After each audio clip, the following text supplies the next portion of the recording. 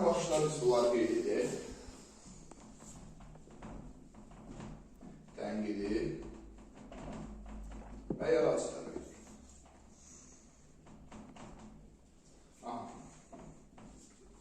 Üç dənə təfəkkür növümüz var dedik. Məntiqi, tənqidi, yaradıcı təfəkkür. Ən bizdə başlanğıc təməl olaraq məntiqi təfəkkür formalaşır ki, sonra etap-etap biz tənqidi təfəkkürə, yaradıcı təfəkkürə keçirik. Məntiqi təfəkkür yəni bizim demək olar ki, gündəlik həyatımızda davamlı olaraq istifadə edirik. Yəni tənqidi təfəkkürün inkişafına ehtiyac var, amma məntiqi təfəkkür sizdən asılı olmayaraq da yəni zamandan bu alışa bilər. Gündəlik həyatımızda marketə gedirik, pul veririk və onun qalığını almaq və bu cür şeylərin hamısı məntiqi təfəkkürlə bağlıdır. Ona görə də məntiqi təfəkkür bizim real həyatımızda bizə daha çox lazım olsa da, daha çox necə deyim, lazım olur. Yəni olur, biz istəmədən də olur. Yəni biz bilmirik, fikirləşmirik məntiqi təfəkkür, amma şey əslində məntiqi təfəkkür. Məntiqi təfəkkürün içərisində sonra səbəb-nəticə var, səbəb-nəticə əlaqəsi tapılmalıdır. Sonra məntiqi təfəkkürdə məntiq xətaları var. Öz məntiq xətalarında bizim dediyimiz kimi günlərcə müşahidə edəmişik. Müşahidələrimizin sonunda baxmışıq ki, yəni bunu özümüzdə də bəzi məntiq xətalarına yol verdik. Bunlarda bir çoxu, məsəl üçün, boş adam xətası, boş adam, çox mənalı danışmaq,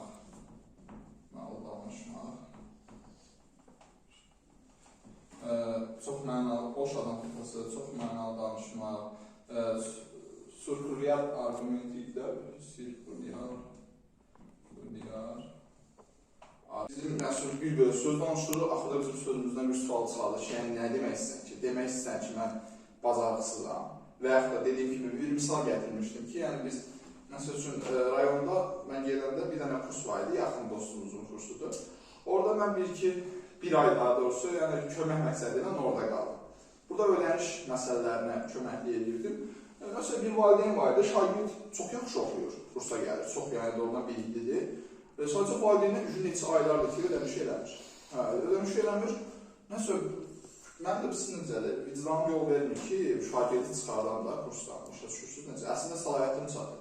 Sadəcə dedim ki, bir valideyni çağırım, valideynlə söhbət edeyim, görüm bunun səbəbi nədir. Valideyni çağırdım, belə kişi deyil. Yerdə oturdum, da söhbət elədik, salam. Başladım danışmağa, dedim, mən sizin şagirdiniz çox tərbiyyəli, yəni birinci pozitiv başladım. Dedim, mən çox yaxşıdır, hər şey qaydasındadır, çox yaxşı dərs çalışır, məntiqi, düşüncəsi, hər şeyi qaydasında. Mənim atası da başa düşdü, yəni hər şey gözəl. Dedim, prosto siz bu ödənişləri eləmirsiniz, mən çıxartmalıyam, çünki müdiriyyət deyir ki, artıq ödənişin vaxtı gəlib çatırdı da, olmur, 4 ayda gecikdirir. Mən bu şəkildə bunu çıxartmam, mənim vicdanım yol verir.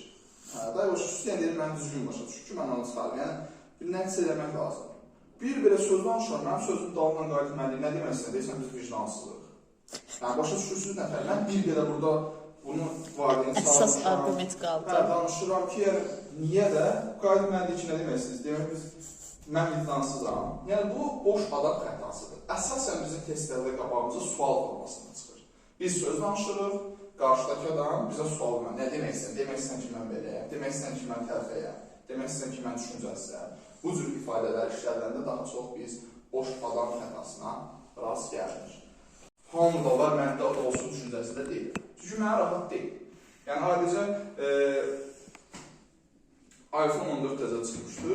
Birdən bir şey elədim, yəni getdim, baxdım, şey elədim. Gördüm ki, bu mənim üçün heç udolun deyil. Yəni, bunu müşahidə elədim ki, birinci müşahidə elədim kənardan ki, bunu istifadə edən adam bunun zarifikasından gil elənir. Hər şey qaydasındadır, zarifikasında deyil, biraz mən də zarifikə baxımdan mənə çox müahid kəsb elədiyinə görə, əlbəttə ki, öz seçimi başqa markalarda elədim. Yəni, özümün bənzətmə məntiq xətasına yol vermədim. Amma özümün bənzətmə hansı məntiq xətasında yol verirəm? Məsələn, elə bir adamın elə bir sözləri olur ki, həmin sözlər mənə xoşuma gəlir və o sözləri özüm də istifadə edirəm. Sanki onun kimi danışmaq şeyində. Yəni, bu dərs baxımından getmir. Hansısa, yəni, sosial şəbəkədə qabağıma çıxan bir videoda bir gülməli bir hadisədir. Yəni, orada hansısa bir sözü görəndə avtomatik olaraq özüm də davamlı şəkildə təkrar edirəm. Özümü xoş gəlir. Amma əslində özümü bənzətməyə çalışıram. Yəni, özümü bənzətmək odur ki, məsəl üçün dediyim kimi, Aysel müəllim şey dedim, qızılı rəng kitab alıbdı, özünə qəşəng təzə bir papaq mən də alırım, özünə təzə paltar alıb ki, mən niyə almıram ki, mən ondan nəyimə istəyir, ki, mən də ala bilərəm, düzdür mənim. Yəni, bu cürlə məntiq xətasına yol verən cılız insanlardır mənim fikrimcə, yəni özünü bənzətməyin heç bir mənası yoxdur. Yəni, biz özümüz reallıqda, özümüz hamısından yaxşıyıq. Sadəcə özünü görür, ancaq gözü, sən uşaqlıqdan var ki, biz rəqabət, yəni bir münasibət oxunum, rəqabət deyə bir şey var. Biz elə bir şey, rəqabət yaxşı bir şeydir. Sağlam rəqabət, ay nə bilim. Orada da özünü bənzətmək, özündə orada haradasa yəni bir yer alır. Rəqabət yaxşı deyil. Uşaqlıqdan göstərir ki, məsələn, görürsən, məsələn, Səbinə necə yaxşı oxuyur, Arif necə yaxşı oxuyur, sən ona bax, sən də yaxşı oxuyur. Bu uşaq, yəni sən məktəb tutarır, ancaq bu ideya ilə fikirləşir ki, filan kəs, ömrün axırına ki, filan kəs deyilir, gedir. Bu insan öz qərarını verə bilmir. Ancaq fikri zikri, ay filan kəs neynədir, bu neynədir, deməli o elədirsə yaxşı elədir. Bu, sağlam rəqabət deyə bir şey yoxdur. Rəqabət bilmənalı şəkildə yol verilməzdir. Burada da yəni rəqabətə yol verdikdə biz zamanla özünü bənzətmək məntiq xətasına da gəlib çıxmış oluruq. Burada da ünvali inteqrasiyamıza toxunduq. Sonuna şəxsi qərəzlik. Şəxsi qərəzlik mənim stimulumdur. Çox xoşuma gəlir şəxsi qərəzlik məntiq xətası. Əslində öyle məntiq xətası görürüm. Yəni bir insan xoşum gəlmirsə, xoşum gəlir. Yəni bu qədər. Və ona qarşı məsələn dilemma var idi, müəllimə. Şeydə, İtayət və Cəzada. Daniel Goleman idi də. Yox, Robert Kahneman. Yox, Robert Kahneman. Kim deyər? Gözü deyəsin. Mənəvi inkişaf nəzəriyyəsi. Lawrence Kohlberg'də. Mən sizi yoxladım. Yenə imtihandan düşsün. Lawrence Kohlberg'də. Lawrence Kohlberg'də də məsələn, mən orada İtayət və individualizmdə əgər bu insana mənim şəxsi qərəzliyim varsa, mən adama heç bir yardım etməm. Yəni, öz yaxınım deyilsə, yəni mən özüm orada bir tük mənə təmkir varsa eləməm, maraqlı deyil. Yəni, şəxsi qərəzliyim olan bir insanda ümumləm. Yəni, dərs zamanı biz şəxsi qərəzliyimiz diqqət eləməliyik ki, konfliktlər baş verməsin. Şagird aralarında bu cür hadisələr baş verdikdə, onlarda dəstəkləyici mühit pozulur və dərsdə olan fikirlərini cəmləyə bilmirlər. Fikirləri orada olur və yaxud da içindəsə qorxu hiss olur ki, mən getməyim məktəbə. Valideyni soruşur ki, niyə getmək istəmirsən? Şagird deyir ki, getmək istəmirəm, istəyəm. Amma əslində başqa məqsəd var. Şagirdə orada hansısa bir yoldaşı, şəxsi qərəzlik var, onu həmişə incidir.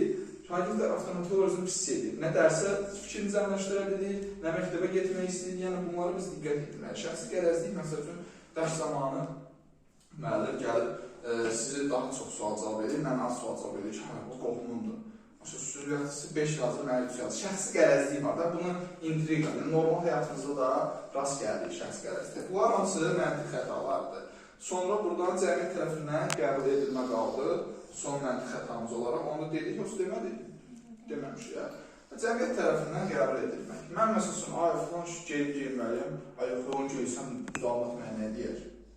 Və yaxud da bu cürlə. Mən bugün qışdır, biraz nazik geyinim. Nazik geyinib çıxsan gəlsin, deyəcəklər ki, paltar yoxdur. Qışın günündə nazik paltar geyinirlər. Yəni, bu cürlə ancaq cəmiyyətdə fikirləşir. Cəmiyyət nə deyər, cəhamat nə deyər, mənə sinifdə görsələr nə deyərlər uşaqlar.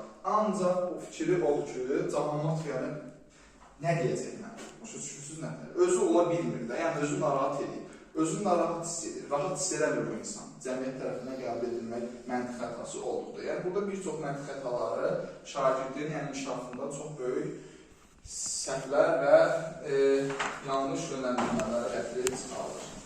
Məntiq xətalarımızdan bu qədər. Yəni, məntiq xətalarından kimsə nəsə sualı var, yəni aydın olmayan bir yerə və yaxud da ola bilər ki, əlavələriniz olar, mən onları alsam yaxşı olur. Kimsə nəsə əlavəsi var? Biraz fəaldır. Yəni, hansısa bəsər ki, ola bilər ki, hansısa nüansda mən prosto hazırlıq deyil, ona görə bəzi yerlərdə, yəni çarxa bilərəm də, yəni bəzi yerlərdə çaşa bilərəm. Ona görə deyirəm ki, nəsə fərqli bir nüans varsa deyil, yoxdur. Keçirik biz burada, deməli, məntiqi təfəkkürümüzü keçirik tənqidi təfəkkür.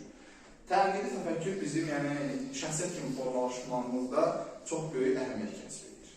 Yəni, tənqidi təfəkkürü olan insan həmişə çətinliklərdən daha asan, daha rahat şəkildə çıxmağa çalışır, daha səmərəli yolla, daha üstün olur bir tık. Yəni, tənqidi təfəkkür. İndi məsəl üçün, bəzi testlərimizdə bir münasib deyim ki, testdə cümlə yazılıb, oxuyursunuz, cavab tənqidi təfəkkür çıxır. Qayıb deyirsiz ki, müəllim, bəs burada məntiqi təfəkkür də var. Onsuz da bu tənqidiyə çatmışıqsa, məntiqidən gəlmişik. Yəni, bunlar bir-birinə bağlıdır. Mən tənqidləyəmsə, məntiqdə avtomatik olaraq onsuz da mən varım. Da başa düşürsünüz nətər? Yəni, fərqi yoxdur. Burada tənqididir cavab. Cavab niyə məntiqi deyil, nədir? Axı, burada məntiqidir. Onsuz da tənqidi düşünən insanın məntiqi təfəkkürü inkişaf etmiş olur. Və yaxud da yaradıcı təfəkkürü olan insanın qabaqcadan bu məntiqi də, bu tənqidi təfəkkürü də inkişaf etmiş olur ki, bu gəlib bura çatıb, ən ali dərəcəyə çatıb yaradıcı. Başa düşürsünüz? Yəni, siz testlərdə axtarmayın ki, ay Allah, burada məntiqidir, bəs tənqidisə məntiqi də var. Məntiqi onsuz da var, dediyim kimi. Bu, bunun altındadır. Bunlar hamısı bir-birinə bağlıdır. Aha. Tənqidi təfəkkürlü insan daha səmərəli yollarla həll edir məsələləri, özünə uyğun fikirlər seçir, əsaslı şəkildə, yəni şeylərin üsulları yoxdursa, müzakirəsi kənara qoyur. Tənqidləri qəbul edir, özündən nəticə çıxarır.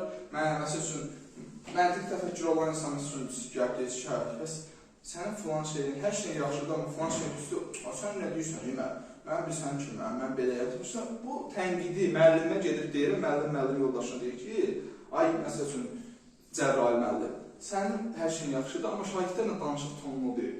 Sən nə danışır, sən müəllim, 20 il müəllimiyəm ki, mən dərs ötürsən, şey öyrədərsən. Görürsünüz, bu insan, cılız insandır. Buna söz deyirsən, bu, bundan nəticə çıxardıb özündə bir yön vurmur ki, əslində o bir sevinməli ki, mən deməli mənfi cəhətlərimi, çünki insan daha çox bəzən özünü görə bilmir. Qırağın müşahidəsi daha üstün olur. Qıraqdan olur da, yəni o boş söhbətdir, qıraqdan kimsə ekstravertin getmirik burada. Sadəcə qırağın da fikirlərini almalıyıq ki, görək biz qıraqdan necə görsənirik. Tənqid təfəkkürdə insan isə qıraqdan gələn fikirləri alır, yəni çox yaxşı qarşılayır, sağlam, düz deyirsiniz müəllimə, mən özümdə bir düzəlişlər edərəm və özündə ona görə planlar qurur və onda düzəlişlər aparır. Və yaxud da danışanda tənqid təfəkkür insan sözünü əsaslandıra bilir. Dediyim kimi, yəni faktları, onun əsaslandırma bacarığı yoxdursa, görür ki, mən bu mövzuya girsəm, mən sonra bu sözünü desəm, onun arxasında dura bilməyəcəm. Ona görə də o mövzuya girmir, çünki bilmir. Amma ki, ondan aşağı məntiq təfəkkürdə olan insan eləyə bilir də. Məsələn, bir məsələ belə deyir, ay Allah, mən də girim də, mən də danışım, qoy mən də varam. Danışır hər filan şeydən. Dəyəndə ki, bu nətərdir? Əsaslandıra bilir. Çünki dediyi cümləni sadəcə insanların dilindən eşidir. Hansısa sosial şəbəkədə, YouTube'da falan haradasa eşidib, ümumi cəmləşdirib bir cümlə olaraq qurub deyil. Amma ki, bunun mahiyyəti nədir bilmir. Amma tənqidi təfəkkür olan insan, yəni bizim testlərdə də qarşımıza çıxandır. Görəsiniz ki, bu fikrini irəli sürür, sonra fikrini əsaslandırır, fikrinin arxasında durur, daha səmərəli yolludur. Yəni, hasant deyil, biraz daha tənqidi, daha abstrakt, daha biraz ailədir. Görəsiniz ki, burada tənqidi təfəkkür inkişaf etmiş olur. Yəni, tənqidi təfəkkür, dediyimiz ki, məntiq təfəkkür, tənqidi təfəkkürün içində yer alır. Yox, tənqidi məntiqinin, yaratıcı məntiqinin içində yer alır. Yəni, yaratıcını seçmək çox asandır. Demək olar ki, testlərdə salınırlar. Daha çox məntiqlə tənqidini qarışdırırlar. Gördünüz ki, yəni, sadəcə bir şeydir, bunu elədi, səbəb buydu, nəticə budur. Gediş buydu, axırda budur. Yəni, sadə. Yəni, siz oxtarmıyor, bu mənim fənnim deyil, bu belə deyil. Sadəcə, çox klassik, sadə baxır. Dərinliyə düşünürük. Bunu gördüyü məntiqidir. Amma dediyiniz kimi, yol fikirlər sürür, onu əsaslandırır və yaxud da... Bir dəqiqə sıxsam olar mı? Buyurun, buyurun. İkinci səfər bilməm, dərsdən ayrılır. Haysır bərəm. Dediyim kimi, tənqid təfəkkürdə bu cürlə. Yəni, bildirəm, əslində tətbiq edirəm, amma ki, belə çox ağlıma gəlmir. Amma şey elə bilirəm də, ən azından. Keçək biz yaradıcı təfəkkürümüzə. Yaradıcı təfəkkür bizim ən ali təfəkkürümüzdür və şagirdlərdə ən son biz əsasən məqsədimiz yaradıcı təfəkkürü inkişaf eləməkdir ki, şagirdi mən, yəni, bütün təfəkkürlərinin sonunda gəlir yaradıcı təfəkkür. Bu ən alisidir. Yaratmaq. Yəni, yaratmaq yeni bir şey. Bir şeyə qeyri-standart yanaşmaq. Bax, testlərdə düşür. Qeyri-standart yanaşmaq, ay Allah, nədir? Qeyri-standart deyil, standart bu yoldur. Mən buna getmirəm, mən bunu ilə gedirəm. Qeyri-standart bir yol, olmayan bir yol. Divergent olan daha çox yaratıcı da olur. Konvergent də, yaradıcı təfəkkürü stimullaşdırır. Sözü düşsə düzdür. Konverjent deyəsi ki, standart yolla gedir də, onlara dəfə yazır. Amma stimullaşdırır. Yəni, bəri başdan biraz bir yön verir də, başa düşürsün. O cümlə düzdür. Yəni, konverjent də var. Konverjent cümləsi, yəni, yaradıcı təfəkkürü stimullaşdırır. Divergent isə demək olar ki, bunun özüdür. Daha çox yəni, divergent düşüncəyə sahib insanlar burada rast gəlir. Divergent. Bax, divergent dediyim kimi, fərqli yollarla. Bax, divergent gedəcəyi yerə gec çatır. Məsələn, hamı standart yoldur da, düzdür. Hamı gəlir, bu yolla getməlidir. Və yaxud sizə biz necə deyib, bizə deyib. Gedirsiniz mağazadan çörək alırsınız, düzdür. Yəni, adi bir klasik bir şey gedir. Hər dəfə mağazadan çörək, amma məsələn, qonşunuz görürsünüz ki, dilbər xala almır. Evdə məsələn, özüsü yuxarı pişirir, başa düşürsünüz, fərqli yanaşır. Yəni, hamı standart getdiyi yolla getmir. Bu insan öz maddi cümlənin şeyinə də, büdcəsinə də məsəl üçün fikir verir. Bax, fərqli fikirləşir. Başa düşürsünüz, hamının standart düşüncədən kənara çıxır, qeyri-standart yanaşır. Hamı getdiyi yolla getmir. Başa fərqli yanaşmalar sərgiləyir. Və bu fərqli testlərdə də, məsəl üçün, kamera məsəl üçün deyir, 2 üstü məsələn 2 gələndə, vur, məsəl üçün, determinant, matrix, onun altından çıxdı, standart yol. Amma ki, divergentdə olan o fərqli üsulla həll edəcək. Ona görə də görürsün, klassik, yəni standart üsulda olan konvergent nəticəyə tez çatacaq. Çünki bu var olsun da. Yəni, bu standartdır, örgənir. Tez çatdı nəticəyə. Amma divergentdə olan fərqli üsulla, fərqli yolla gəldiyinə görə nəticəyə gec çatır və daha yaxşı olur, daha səmərəli olur. Başa düşürsünüz nədir? Əslində biz divergent olmalıyıq ki, şagirdləri də o yöndə inkişaf etdirməliyik ki, bizim yaradıcı təfəkkürümüz inkişaf etsin şagirdlərdə. Bu qədər müəllimlər. Möhtəşəm, möhtəşəm.